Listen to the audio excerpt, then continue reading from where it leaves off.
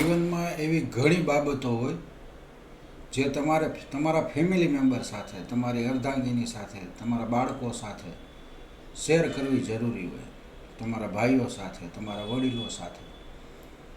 અને દુઃખની હોય તો અવશ્ય કહેવી જોઈએ. સુખ તો માણસને શું હોય કે તમે કહો એટલે હા હા કરશે. અને સુખ મા બાપ હોય ને એને સારું લાગે. બીજા બધા સુખમાં ખાલી સુખી થાય એમ કે બોલે કે ભાઈ સારું સારું, પણ અંતરાત્મા મા બાપનો વધારે સુખી થાય જો તમે સુખી થાવ તો. પણ દુઃખોની વાત છે એ શું કામ કહેવી જોઈએ કે એ તમારી છે ને માનસિક અવસ્થા સારી રાખે.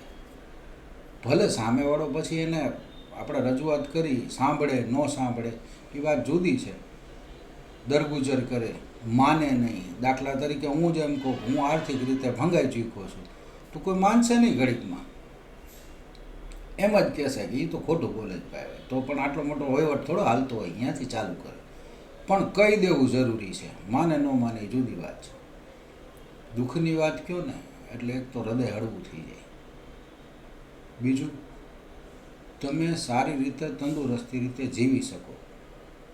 પણ જો તમે ન કહો ને તો મનની મનમાં રહી જાય અને પછી ક્યારેક ફટાકીઓ થઈ જાય, ખરાબ વિચાર આવે, ખોટા વિચાર આવે. એ બંધ કરવા હોય તો જરૂરી છે કે તમારો અંગત માણસ હોય એને કોઈને તમારી વાત જણાવી દેવી હૃદયપૂર્વક, દિલથી. બીજો કોઈ ઉદ્દેશ નથી, પણ આપણું સ્વાસ્થ્ય સારું રહે.